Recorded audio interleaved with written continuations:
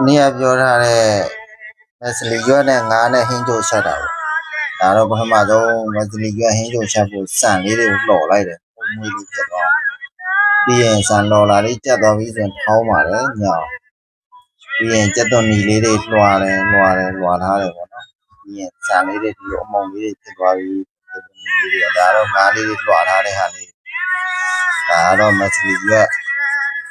ပထမဆုံးကျွန်တော်ကြက်သွန်ပြူတွေပါလေးစီနဲ့ချက်လိုက်တယ်ကြက်သွန်နီလေးလည်းညှိုးနည်းနည်းညှိုးသွားအောင်လို့စီနဲ့လှိမ့်လိုက်ပါတော့ပြီးရင်အယောင်လေးပါလေးလှသွားလို့စနင်းလေးပါလေးထက်